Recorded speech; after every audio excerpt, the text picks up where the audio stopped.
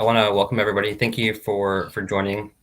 I know we have folks from the US, Canada, Europe, and some other Australia as well, but they'll probably have to watch us on recording. So pretty global audience. So thank you for joining whatever time zone that you are in.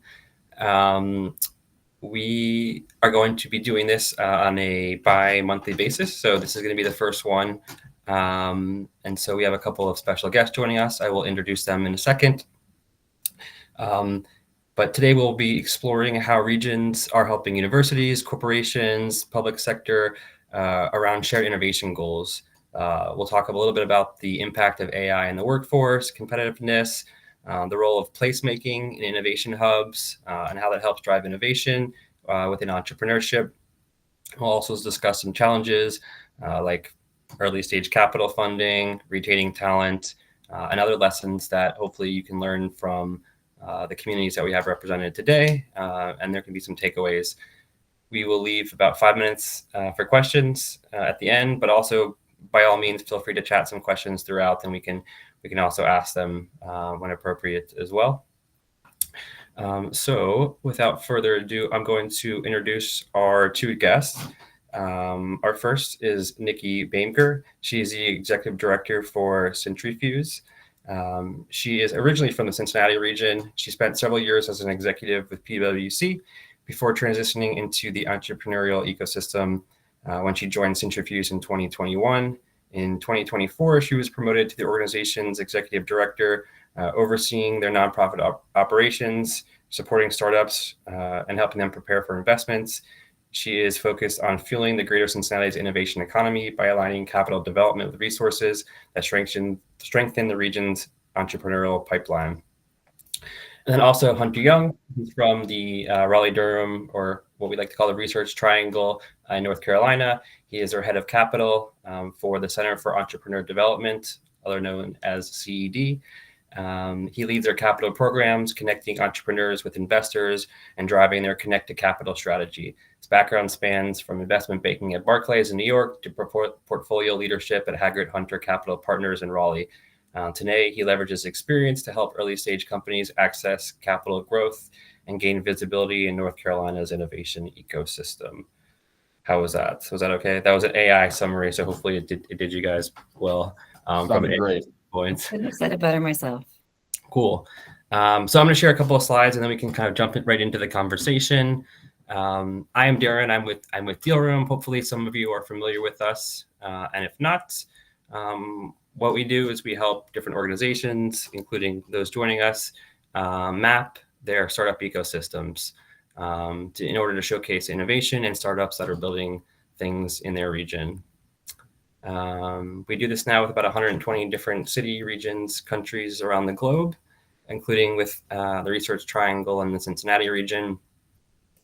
And our goal is to track the whole innovation ecosystem, which is very dynamic, obviously, and it has lots of moving components and lots of sort of stakeholders. And at the core of that is sort of tracking it and having data to understand it. So for those of you who maybe don't know where Cincinnati or the Cincinnati region is, it's actually interesting because the region also encompasses part of Kentucky, where Nikki is actually from. But there you can see on a map, it's sort of situated between the Midwest and the South. So kind of geographically strategic in a lot of ways. And one of the things we'll talk about too is it's headquartered to a lot of Fortune 500 companies, which plays a big role in their innovation ecosystem. Then the Research Triangle, it's literally called a triangle because it's made up of 3 universities that if you connect them, they make a triangle.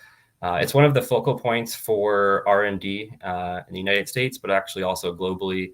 It's unique to have such a high concentration of high caliber universities that are doing tons and tons of research, particularly in sort of a lot of more deep tech, health tech, lots of R&D happening there as well. I'm sure Hunter can tell you a bit more, but the universities also play a big part in the ecosystem there.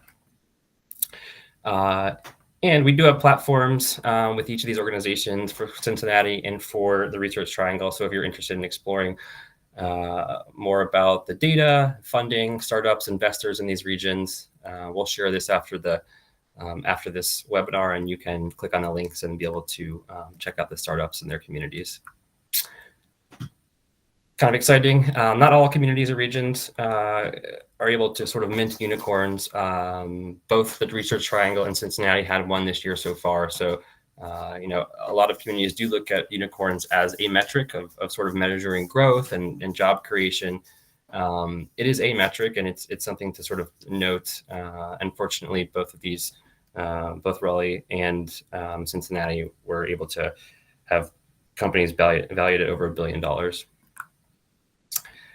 Cool. Also, a little bit about Deal Room. You can go to our website, and actually some of this is free. You can take a deeper dive at ecosystems, not just in the US, but around the globe, including in Europe. You can dive into some of the metrics in terms of funding, in terms of, we look at different metrics in terms of like density and rising stars. We realize that not all ecosystems are equal. There's different attributes and different mechanisms that make it up. But we try to do a more of a balanced mechanism here for looking at growth at different cities. So you can check this out, do some of your own benchmarking, both for your own cities and also some others that may be competitive or non-competitive. Cool. I am going to now stop sharing that, and now you can see me. And now we're going to jump into the conversation a little bit. I want to start maybe with you, Nikki. I mentioned this a little bit in the introduction. Well, first of all, thanks for joining. And maybe if you guys can actually give it just a brief maybe introduction of yourself and anything you want to add, and then we can actually just jump into the questions. Go sure. So Nikki Bumker from Cintrifuse in Cincinnati. So as Darren said, we serve the Cincinnati region, which encompasses Northern Kentucky. And really, we have 3 branches at Cintrifuse that we leverage to serve the broader entrepreneurial community. So at Cintrifuse, we provide resources and support for venture capital seeking startups. So we want to prepare them for funding. We also have Cintrifuse Capital, which is our venture arm, who is actually investing in local startups as well as a national fund-to-fund strategy. And then lastly, we have Startup Cincy, which we act as kind of the convener or the chair of the broader entrepreneurial ecosystem. And it's really a coalition of a lot of other organizations that contribute a variety of resources, but we help to kind of bring it all together in a coordinated way. So we leverage assets across those various activities at Cintrifuse to support entrepreneurs across all stages, industries, bringing in university community as well as the corporate community to support those startups operating here in the Cincinnati region and helping to connect them with customers, capital, and whatever resources they need to grow, whatever stage they might be in. Thank you. Hunter? Yeah, hey everybody. As Darren mentioned, my name is Hunter Young. I'm head of capital here at CED, the newly named Center for Entrepreneurial Development. Doing a lot of the similar stuff that Nikki mentioned, except we do not have a fund. A little bit jealous. Maybe that's in the pipeline for us. We're a 41-year-old entrepreneurial support organization, started in 1984, longest running of its kind until someone tells us otherwise. We are not what I would say traditional economic development. So what I mean by that is we are not funded by the state of North Carolina to do what we do. We are the business community funds us. So think big tech, big pharma, professional services, corporates, et cetera.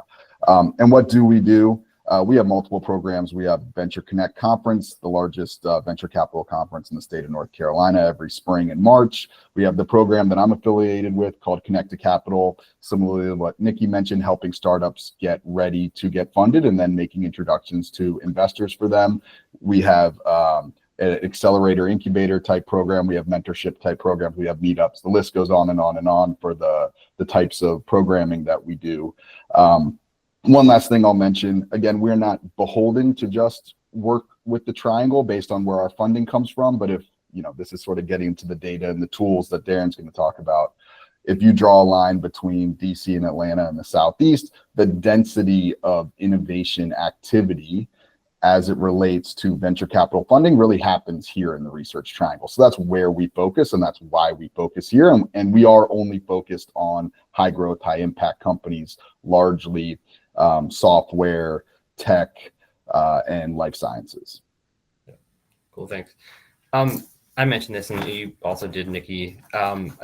One of the things that Cintrifuse does really well is I think, position it as its hub in the Midwest because it has this large corporate presence there, and that is very helpful for startups, right? That want to be able to test their technology with these companies, or just be supported by these large conglomerates like Procter and Gamble.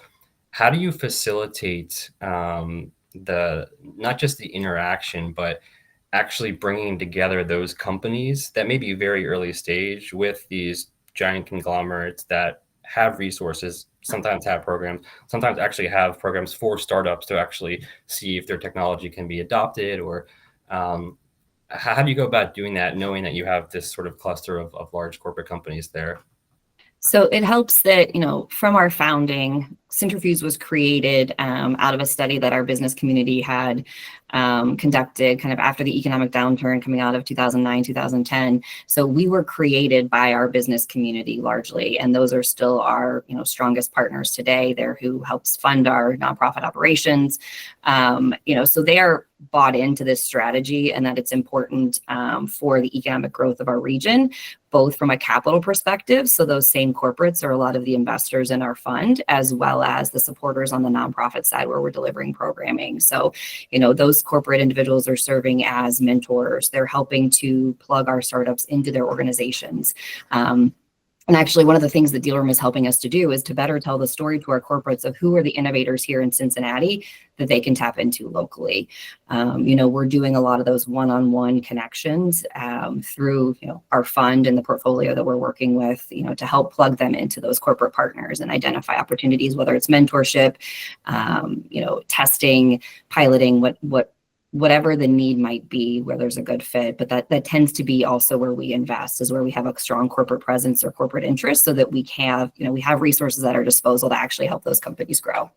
And are they part of your board, or how are they involved in the organization? Yes, so those corporates are serving as board members for the nonprofit, so they're helping direct the efforts of the organization, and then they're also investors in our fund.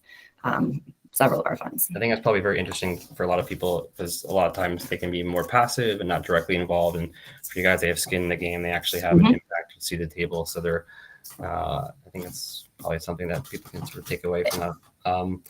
For Hunter, also, and you mentioned this too, obviously the research triangle is pretty heavy on biotech and R&D, and a lot of that's representative because of the research coming out of the universities. How do you shift that narrative beyond that? Because there's obviously a lot more cool stuff happening there, and it's not just an R&D hub. But it is a lot more. So how are you guys working on sort of telling that narrative beyond what people I think already know to an extent?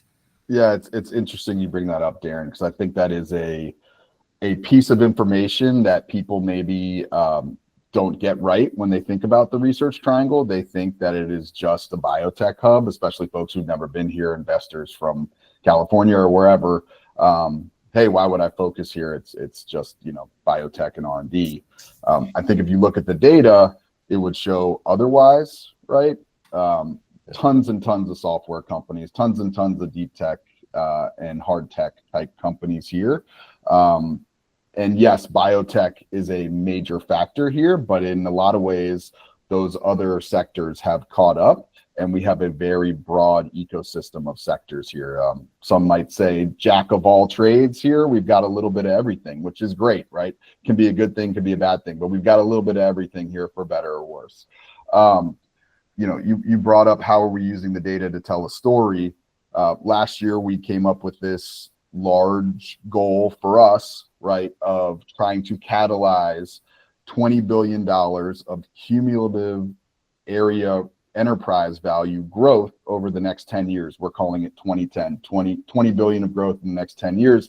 And 12 to 18 months ago, as we were, thinking this up, we were like, well, how are we actually going to track that? And we do track funding and we track things like that internally, but we're like, God, we need a source of truth. And honestly, that's where we found Deal Room as a partner for us to come in and be able to anytime dynamically go to the platform, look it up, click on the number and say, hey, it grew by 200 million today because XYZ raised X amount of money and their valuation went up. And so we are actively using the Deal Room platform as a source of truth for us for not only that 2010 goal, but also our monthly newsletters when we talk about all the new fundings that happen each month here in the Triangle, all the new exits that happen each month, all the new companies that we think are, just emerging and potentially interesting, or utilizing the deal room signal to say, hey, this company had a big jump in signal. Maybe something's interesting is happening at this company that we want to highlight. And so we use that, again, in our monthly newsletters to sort of promote the ecosystem. Yes, we do want to get investors and other stakeholders from other ecosystems involved here, and that's why we promote those things. I promise Hunter's not on the payroll. I know I'm a shrill. I'm sorry. You mentioned something I wanted to touch on, I guess, both of you too. I think partly for you, it's sort of, you mentioned educating investors that we're not just sort of, R&D, we have so much else. And sort of related to that too, obviously early stage funding tends to be an issue for a lot of different communities, particularly smaller and more medium-sized hubs. It's like, how do you get, funding here? How do you get investors from out of state, from elsewhere, interested in companies here? So how do you try to facilitate that, and how do you try to educate your investment community that are interested in investing in, Cincinnati, Northern Kentucky, Raleigh-Durham startups? We can start with maybe Nikki. So for us, we have a bit of a unique advantage because our prior funds were largely a fund of funds model. So we were investing in a network of national VCs with the intent that they would then invest their dollars into our local ecosystem. Prior to 2023, we weren't investing at a large scale locally though. So we were bringing them here, but we didn't quite have the skin in the game or the deal flow to share. But starting in 23, we've actually been investing in local companies in addition to providing kind of boots on the ground, hands-on support to those companies. So now we have the ability to share our deal flow and those companies that we're looking at from an investment perspective, because we're a small check. We are not lead investors. We are small check, but we are a lot more than just the check. So we're facilitating introductions for those companies to our national network of VCs. And then we have kind of the backing of our business community and all of the resources that we bring to bear to support these companies locally. So we've seen a lot of traction with that model. And a lot of our network and our fund of funds have now been kind of the lead investor or participating in the deals that we have been in locally. Someone asked, how much are you able to invest?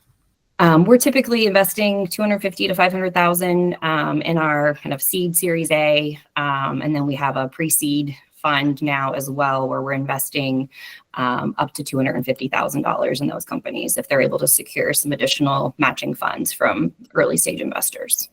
And I guess maybe related to, for both of you, do you also help them identify local grants that maybe either be matched or in addition to what you're already providing?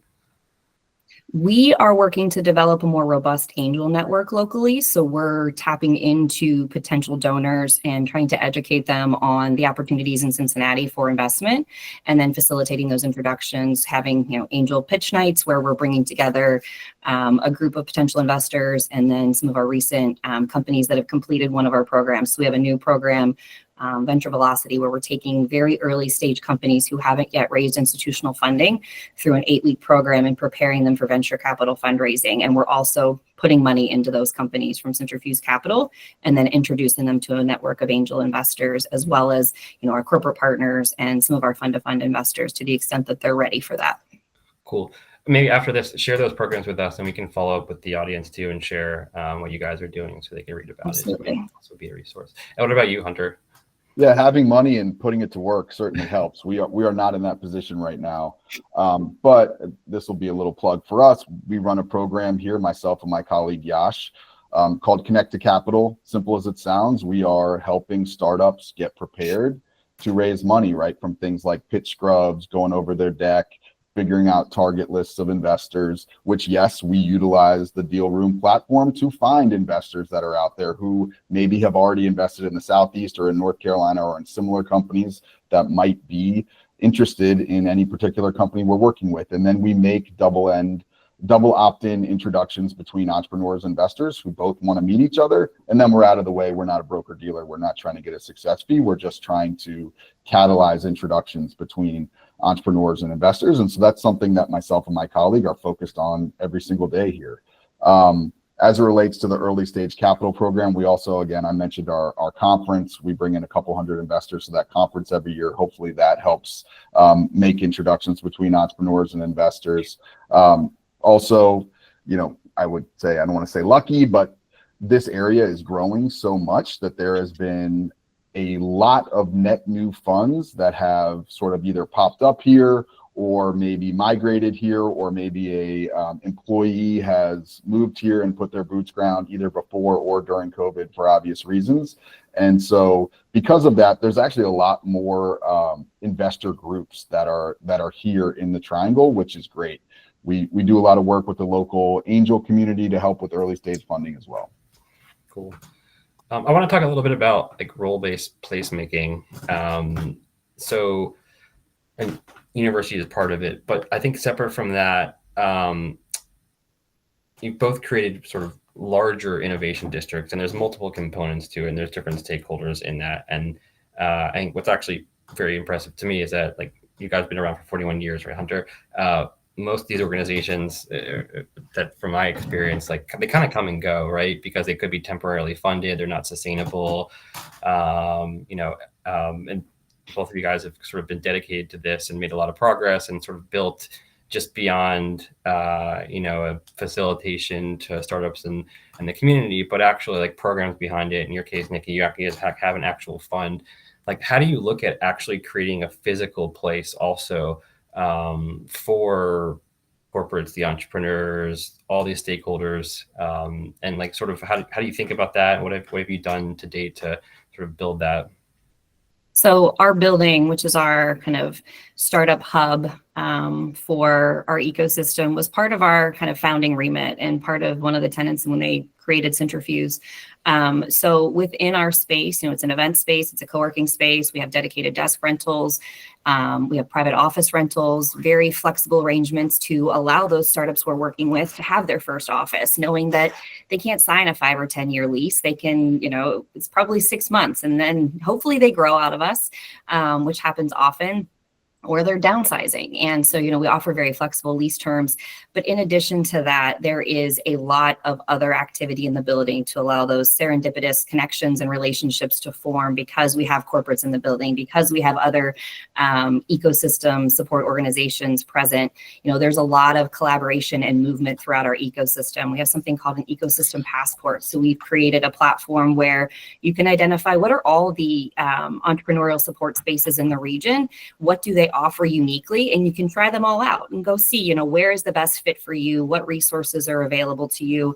But we've tried to make it really easy for startups to go to a central location, such as Union Hall, to find all that they need, whether it be the programming or just the community. So we do a lot of events that just bring founders together, or light groups of founders together, because we want to give them that community. Being a founder can be a lonely journey, and we want to create that connection so that they're tied to Cincinnati and they have the support that they need. So a lot of that community building and that sense of place and sense of belonging is created through the programming we offer. We have a big tentpole event called Startup Cincy Week that we host every October that really brings everybody across the entrepreneurial community together, from corporates, venture capital, startups, resources, service providers, but helping individuals find that place of belonging and the support that they need, and helping to find it in one location. Yeah, and for us, we are not a true incubator in the sense that we've ever housed startups sort of with us or next door intentionally with space that we've owned. But we have definitely believed that density matters, right? And we've seen it happen in other ecosystems where that is a really important factor. So we believe that sort of, all being together, growing up together, bumping into each other, collision is important. So for the past 8 years, we've been at a space called the Frontier, which was a redesigned IBM campus that's now full of co-working and dedicated office space for many what I would call startup or growth stage companies. And us just being here as one of the first, if not the first tenant here, has helped us sort of spread our programming and be in the middle of that. And then for the 10 years prior to that, we were at a place called American Underground in downtown Durham, very similar redevelopment of downtown Durham at an old tobacco campus. And sort of being in the mix between that co-working and understanding that density matters here because of the science, access to greenhouses for ag tech, access to lab space and wet labs for the biotech companies matters as well. So those things are all around here, and those physical spaces are really important for innovation, because you can't take your lab equipment home, right? You need those things if you want to grow those high science type companies. Yeah. The other thing we found in having people in close proximity, or whether it's, through our cohorts or our portfolio companies, is, if a company is going to fail or if people are going to leave, we still want them to stay here and engaged in this community in Cincinnati. So we tend to see, as people leave one startup, they're hopping to another, or they're joining forces. So it's a lot about the retention too. And we've seen it happening, and people, they may leave one opportunity, but they're joining another and staying here in Cincinnati through the connections that they're making in this ecosystem. Yeah. Kind of related. When I was in economic development, it was all about like job growth, like how many jobs does this company add? And I think it still is to an extent. At the end of the day, jobs bring in tax dollars, bring in people, which spend money and stimulates the economy. But you're seeing more and more companies with 5, 10, under 50 people, some I think under with $1 billion valuations now. So sort of the notion that, high growth companies equal tons of jobs is probably not that true anymore. It's still going to be true to some extent. And you've seen like large companies scale back and things like that with AI, which is all part of this, I think.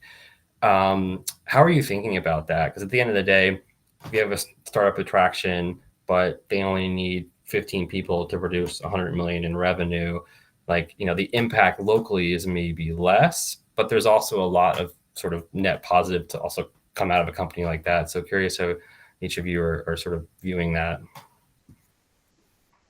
So from our perspective, when they are making those hires, we want them to be local, or we want them to come local. So we have a very big focus on talent attraction and retention, and building a pipeline of talent for our local community. So part of our kind of digital platform, where Deal Room is a big part, we have a job board and we have a talent board. So those interested in kind of getting into the startup community or looking for work in that startup community are actively engaged there. And we're trying to source whatever talent or hiring needs that our portfolio companies and the startups we're engaging with need. And we do have a vast pool of corporates that people can pull from and find that, top talent. We partner locally with a lot of our universities to do very in-depth internship programs. We're paying to put interns into local startups to show them that there's really cool tech opportunities here in Cincinnati. You don't have to go to the coast to get these really awesome opportunities. And likewise for the company, you don't have to look outside. We have great talent here at their universities that are, either they're here for the schooling or they are from here. And we want to be able to keep them here post-graduation. And we're seeing strong success in those individuals who are doing those interns or going through those programs, staying here locally, and often with the companies that they're interning with. So we're really trying to start even earlier in building that talent pipeline for those companies, and ensuring that, even though they may not hire the same scale they once would have, whatever hires they do make are here locally. Yeah. Still gets taxed locally too for the revenue, hopefully, when they're it's also good. Hunter? Yeah, I'm going to talk a little bit about out of both sides of my mouth here.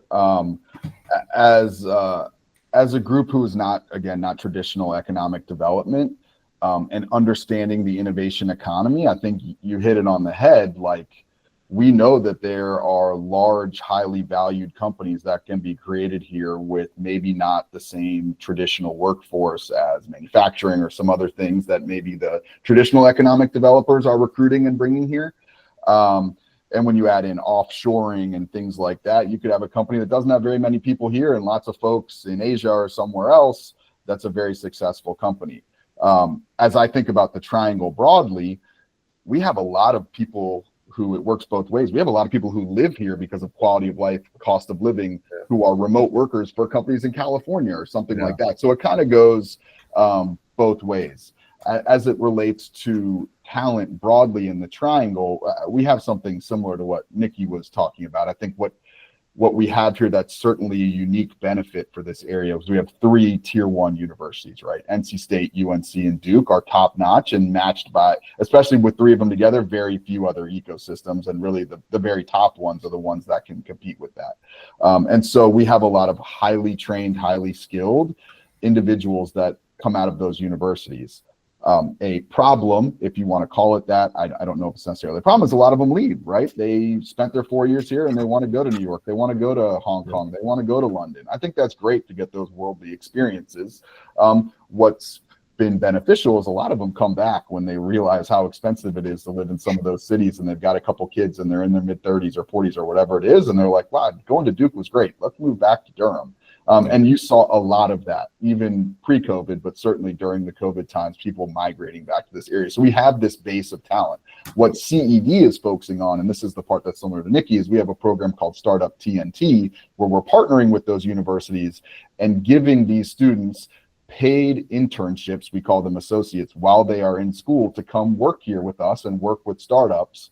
And for a lot of them, it is eye-opening beyond their little bubble. And let's pick on Duke, right, where they haven't left that campus much, and they're from New Jersey, or they're from California, or they're from somewhere else, and they didn't know that there's an innovation economy here and that they could stay here. We're not forcing them to stay here, but we're saying, hey, when you're 23 and you're getting your first job and you want to work in, air quote, startups, there's opportunity here if you want to. If you want to go to LA or New York, great. But I think for a lot of them, they didn't even think that possibility existed in their little bubble. And that's what we're trying to introduce to them. Yeah, definitely. Absolutely.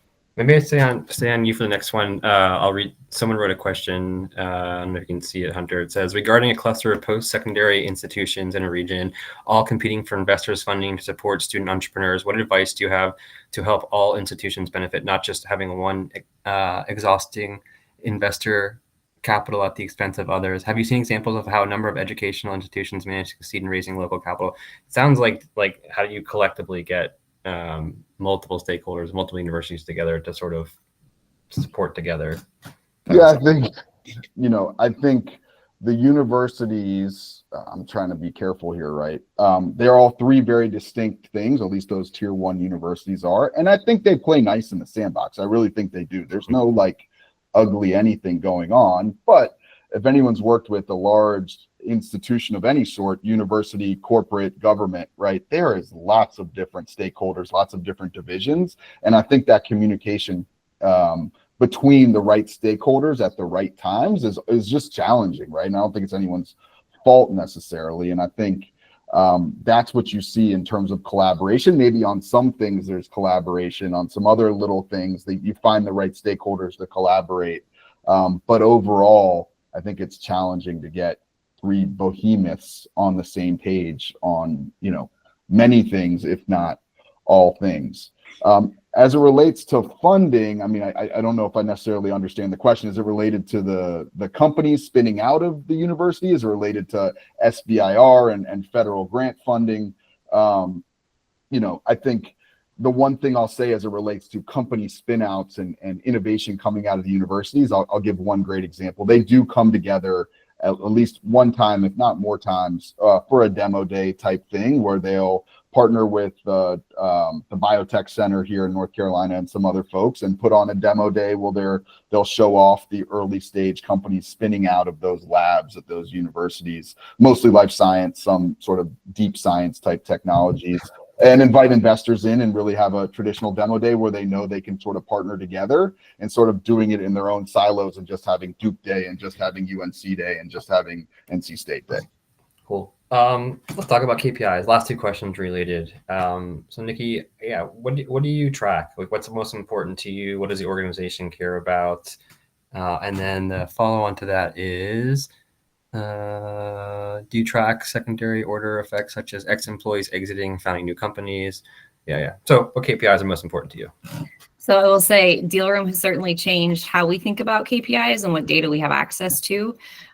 We've tried for years kind of as the ecosystem hub to track data ecosystem wide, which was very challenging. And, we had a few disparate sources, but it was not easy to obtain and talk about the holistic impact that the community is having and, how is the ecosystem doing? What is the health of the ecosystem?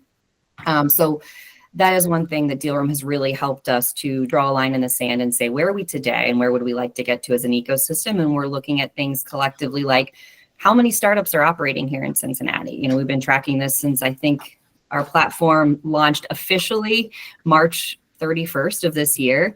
And we've already been able to see, movement. And we're looking at, as Hunter said, we're looking at who are those new companies that are showing up on the deal room platform, and are we engaging with them? Who in the ecosystem is engaging with them? So we're looking at number of startups, we're looking at venture capital raised. And are we seeing subsequent rounds? Or, is it just early stage capital, or are we seeing companies go on to raise that later stage capital? We're looking at job growth, even though, it may not be the same level or the same indicator as it is in some industries.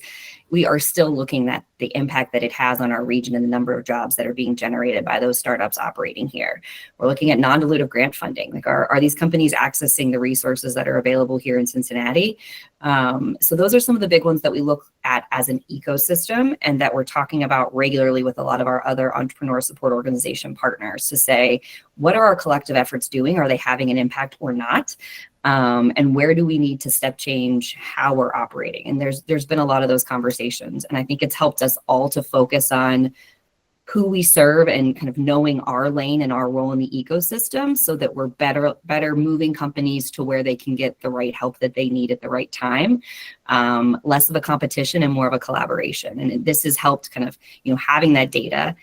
There's plenty of startups and they're not all engaged in an organization yet. They're not all plugged in. So how do we ensure that we're helping those companies accelerate their growth?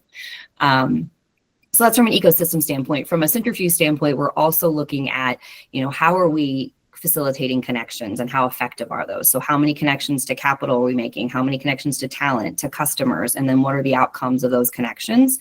As I mentioned with our fund of funds, we're looking at how much have we invested, but how much outside capital has that attracted? What is the kind of amplifier effect of our funding and the connections that we've made for those companies? We not formally, but we are looking at things like, who are the second-time founders, and we're working a lot more closely with them, and we're seeing. We're already seeing some of those repeat founders come back through our fund. We started deploying investments in 2023.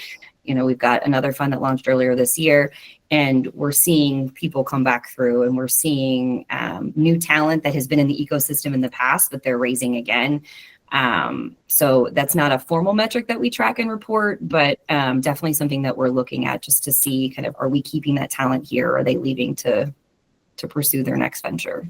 Yeah, I think although you did mention like jobs, you mentioned it last, right? I think if 4 or 5 years ago, everybody would have said, oh, jobs is like number one. How many people are relocating here? And are they high paying jobs? Are they high tech jobs? And then it still is important too, but some of the other metrics you mentioned, I think, are maybe even more important now. It's like, are the companies receiving follow-on funding, right? If they need to raise capital and they can't find funding, like that's not good, right? And those are the ones that you can really actually touch and support.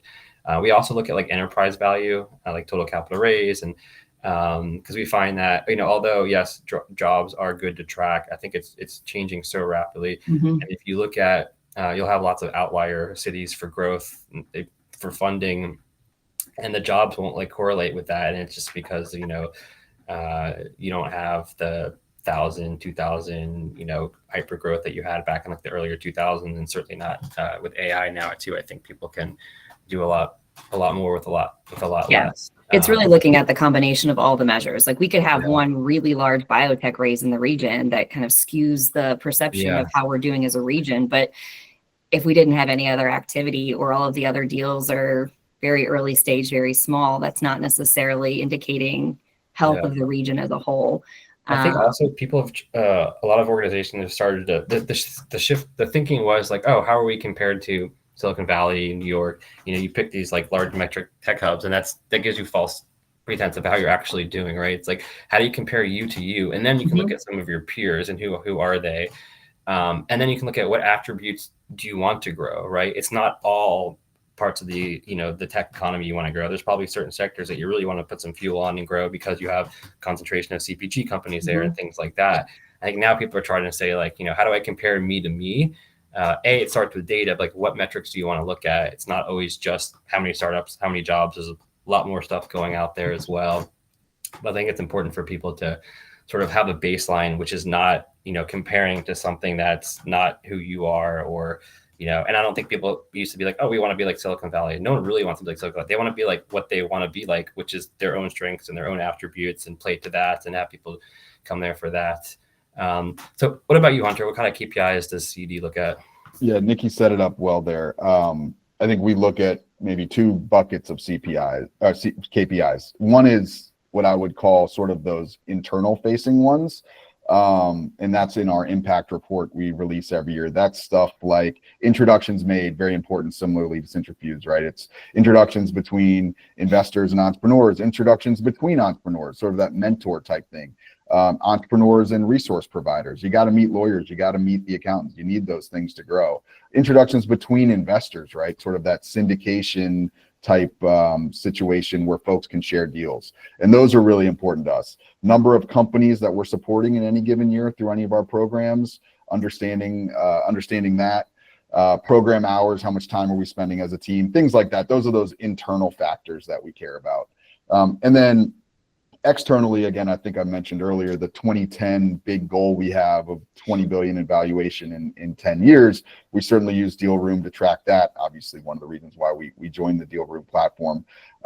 For the last 25 years or so, we've done this venture report that I mentioned. It is statewide. It has always tracked funding across the state. It has tracked number of companies who've raised, investors, where they come from, exits, things like that. So we've always tracked those things manually and internally. And now Deal Room's a tool to help us sort of automate that a little bit, because it is important to know how that funding has changed. Has it grown? Has the mix changed? Biotech might have been great 10 years ago and made up 75% of the funding, but now it's 50-50 with, sort of the broader tech ecosystem.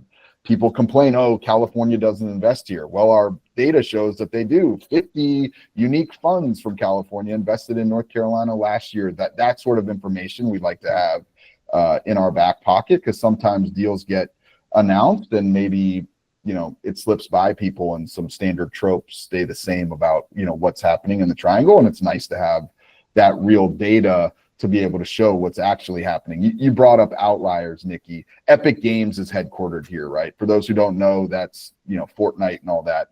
They might just casually decide to raise $1.5 billion one year, which is a lot of money and totally skews our data, right? So we definitely have to keep those big fundraisers in mind, especially from them.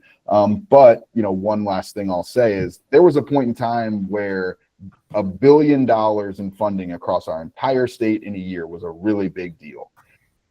I would say now that is sort of the floor, right? And that floor is rising, and now it's maybe $1.5 billion in any given year is sort of the floor. Even sort of pro forma and taking out Epic Games, it's still 1 to 1.5 as sort of the floor. So it's nice to be able to track that growth over the years.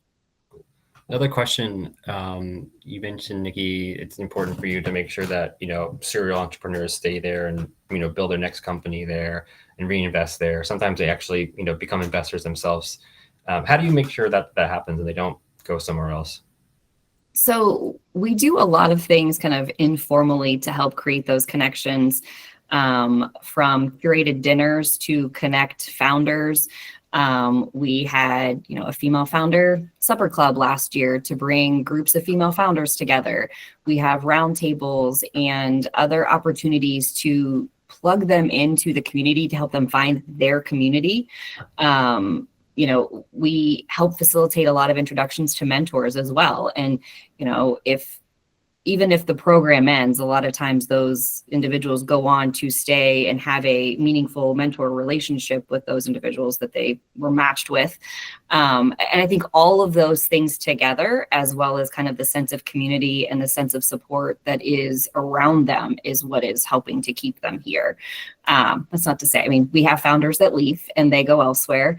Oftentimes the capital is easier to obtain elsewhere, but, there's a lot more than that here. So I think we try to show all that we have to offer as a region, from the cost of living and the amenities that we have at our disposal to just the resource rich environment that we have. We have another platform in addition to Deal Room that shows all of the different entrepreneurial support organizations that are operating in the region and the various programs that are available to these founders. And, whether that's venture capital, non-dilutive grant funding, accelerators, incubators, space, small business lending, those are all available in one central location. And it's a lot, and it's a lot easier to get because it's not Silicon Valley, it's Cincinnati. And it's not as hard to make those connections. And, we host a Welcome to the Ecosystem event every quarter in our building where we bring together 20 plus entrepreneur support organizations like a job fair. And you can wander the room and find connections and find the resources that you need. So that tends to help people as they're entering the ecosystem. But I think building that community throughout their journey helps keep them here.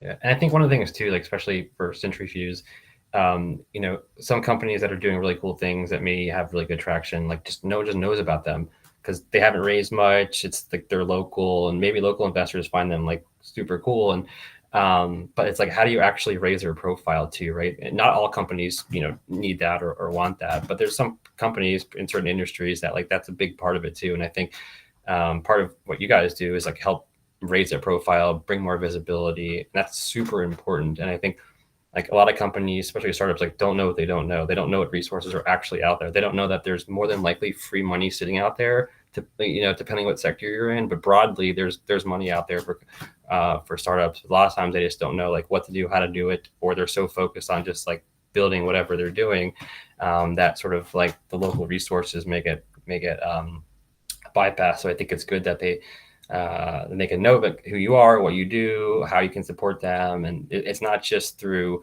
sort of like connection. There's also like a visibility and marketing component to this too, right? And that's partly why organizations exist too. You have to, and that's a huge focus of our marketing team. It's less about marketing Cintrifuse and more about marketing our region and the companies that are operating here. So pairing the data with those success stories and those founder stories and giving them the opportunity to get that visibility. We've had recent partnerships with our city that showcase some of our startups and the partnership that they have with our city to just really show that there's really cool stuff happening here. And there's a lot of innovation that people otherwise would have no idea about. And I think that's one of the unique aspects that Deal Room has brought forth for us is, there are a lot of really cool things happening. There's a lot of startups operating in Cincinnati, a lot of funding happening.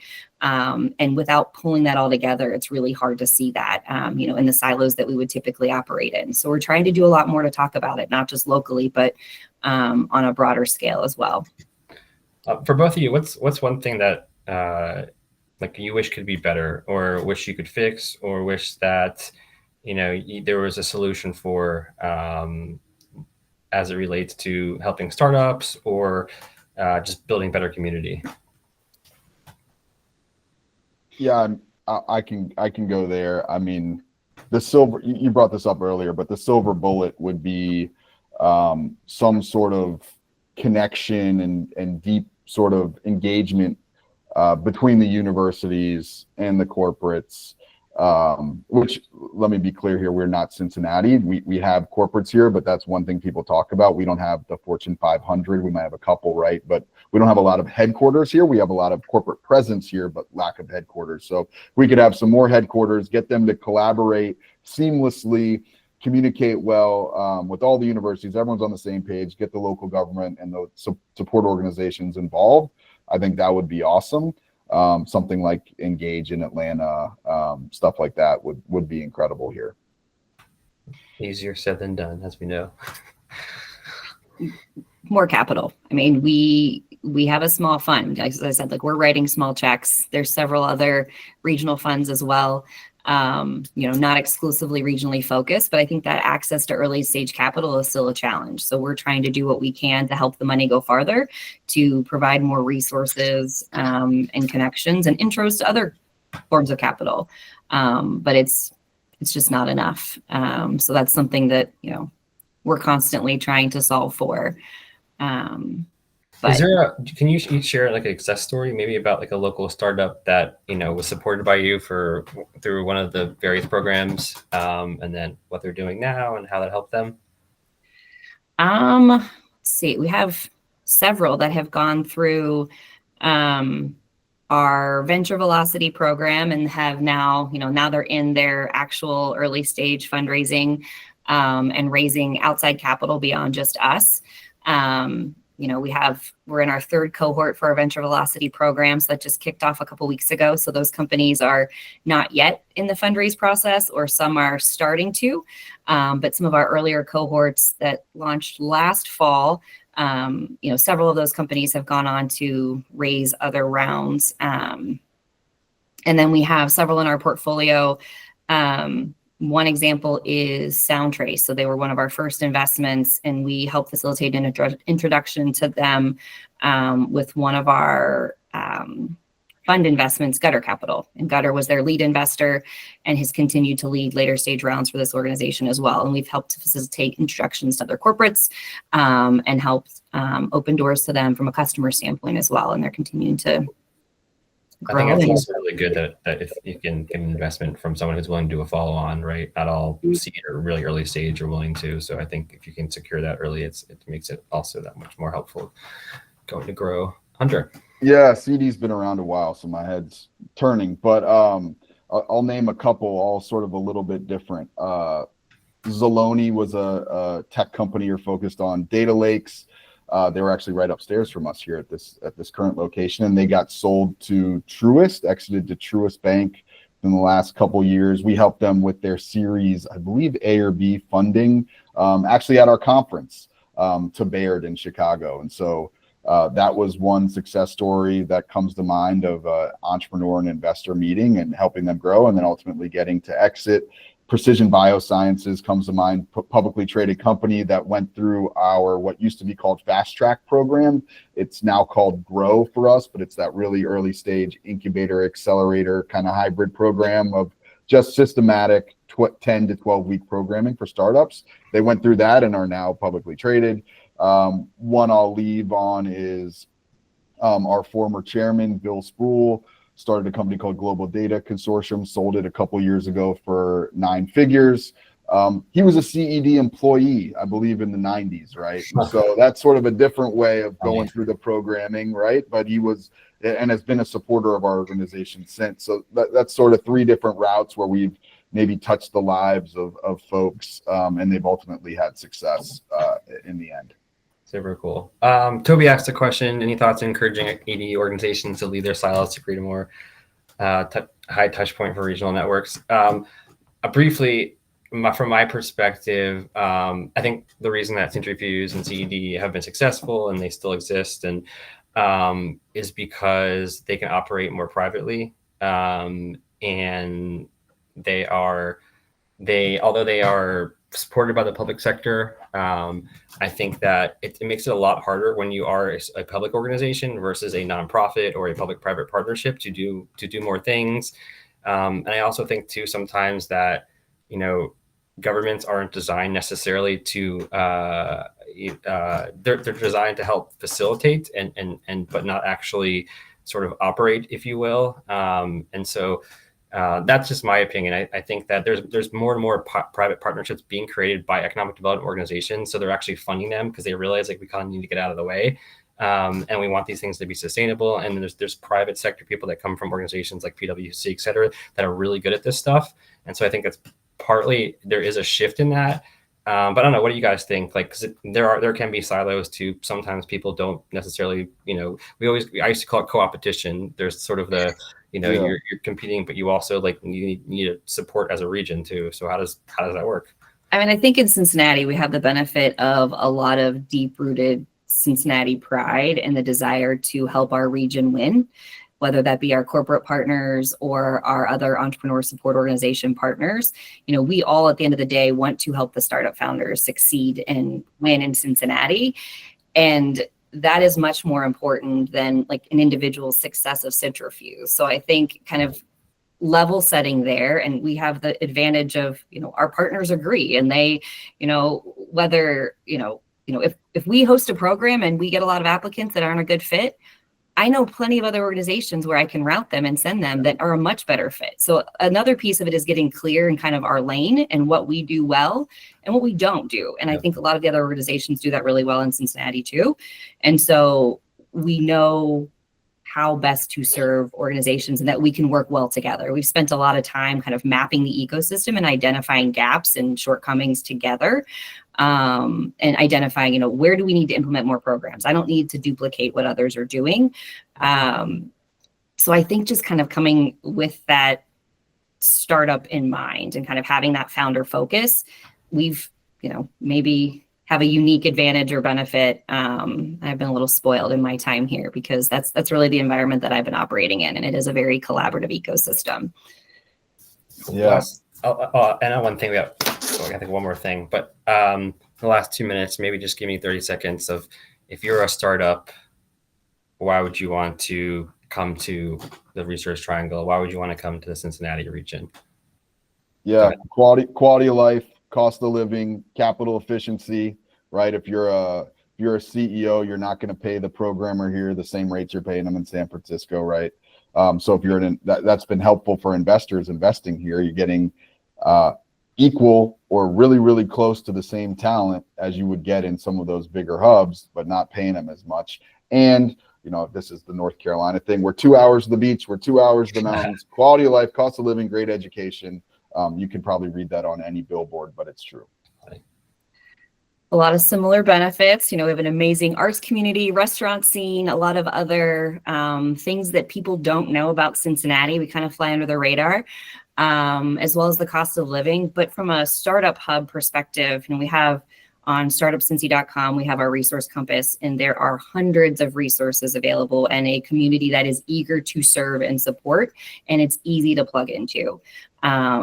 So I think it's, the support and the collaboration is second to none here, and it's not hard to plug into. Perfect. Cool. Well, thank you both for joining us. Like I mentioned earlier too, for those that are that listened, and then we'll share all the links to all the resources that you mentioned for what you guys are doing to support your entrepreneurs and the larger VC community. Thanks again for your time, and we'll do this again in about 2 months, some different speakers. But if you're interested also in learning about Cincinnati, North Carolina, Research Triangle, feel free to reach out to Hunter or Nikki on LinkedIn. And if you have any other questions too, feel free to send those and we can get back to you as well. Otherwise, Thank you thanks so much, everybody. Yeah. Thanks, Cheers. Darren. Thanks, Nikki. See you.